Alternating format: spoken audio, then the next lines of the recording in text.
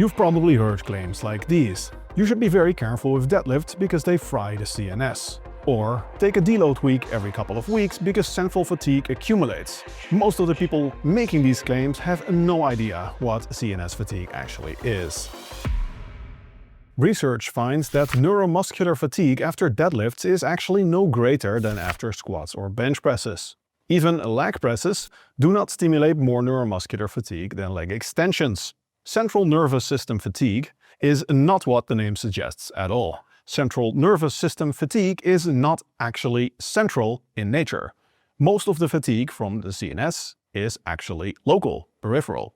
The popular idea about CNS fatigue is that the central nervous system, in particular the brain, has some dysfunction and therefore it affects your entire body. In that case, if the fatigue is in the brain, in the CNS, the effect is central, meaning it affects all of your body parts, and therefore this type of central fatigue would affect your biceps just as much as your quads. However, most of CNS fatigue in exercise science actually takes place in the motor neuron. Now, this is technically called CNS fatigue because the cell body of the motor neuron, which is what transmits the electrical activity from the brain to the muscle to activate it, lies in the CNS, specifically in the spinal cord. It's not even in the brain, it's in the spinal cord. But the axon, like a tentacle, extends outward into a muscle.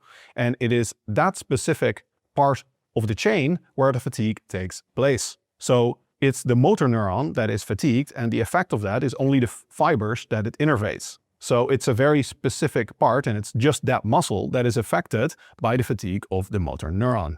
But technically, we call this CNS fatigue in exercise science because the motor neuron is part of the CNS. This confuses a lot of people because they naturally assume that CNS fatigue, central nervous system fatigue, is in the brain and therefore must be central in effect. It is not. It is local. The vast majority of CNS fatigue is related simply to muscle damage. It is entirely local in effect, and it only affects the muscle group that was trained. In fact, the whole idea of central fatigue as a concept is highly questioned in exercise science, especially for strength training.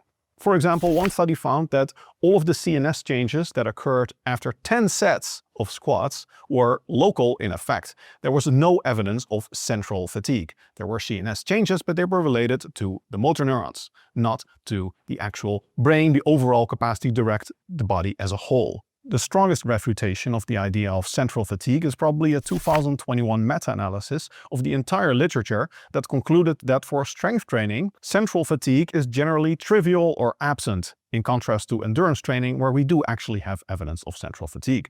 If you think about it, that makes sense because with endurance training, you train the heart, the lungs, and central systems a lot more. Strength training is by and large local. You train your biceps, the biceps gets fatigued, the biceps adapts. There is no other process that occurs in the quads, for example. When you train the quads adapt, there's stress in the quads, fatigue in the quads, growth in the quads, nothing happens in the biceps. Endurance training is a more central training in general, so it makes sense that there could be central fatigue after endurance training, but for strength training, there isn't.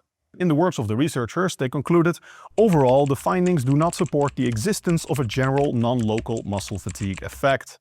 What has happened on social media is that they take a concept from exercise science, which is real, CNS fatigue, they don't understand what it means and they conflate it with central fatigue, and therefore they make it out to be some general boogeyman with all sorts of implications that do not actually make any sense. The absence of any central fatigue after resistance training is actually very easy to verify yourself. You can just do a lower body workout and then check your biceps curl performance. Your biceps curls should not be any weaker because you did a bunch of leg extensions, squats, or any other exercise for the lower body beforehand. Similarly, after an upper body workout, your leg extensions or your leg curls should not be any weaker just because you trained other muscle groups. When I teach this to my students, they often protest, but I can clearly feel the fatigue. Well, what you feel is mental fatigue.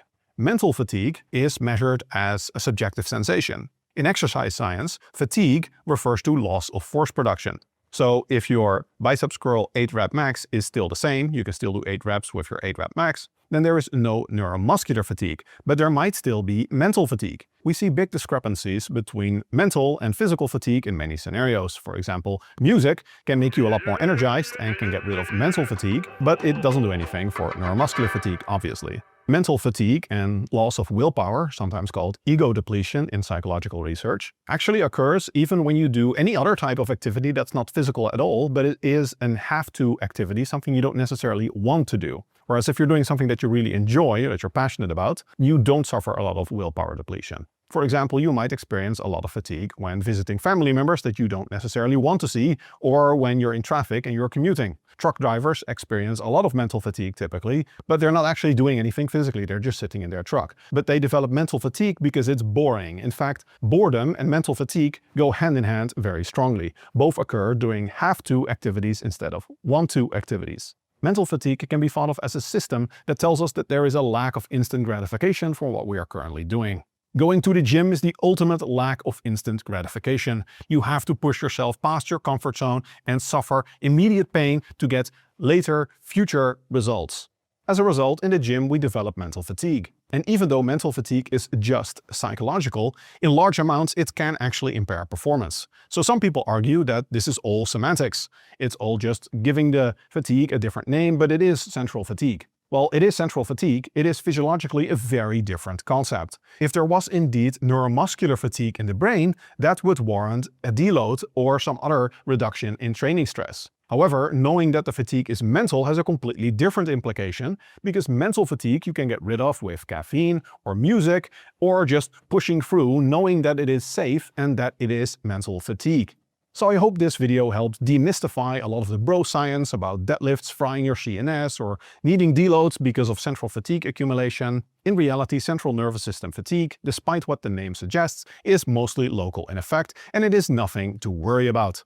It is a normal part of neuromuscular fatigue, and as long as your performance is okay, you are fine. So in practice, you just have to measure your performance. As long as you are progressing in the gym, you are fine, and you don't have to worry about any CNS fatigue boogeyman. If you're tired of slop and misinformation on social media, you will probably love my online PT course. The link is in the description.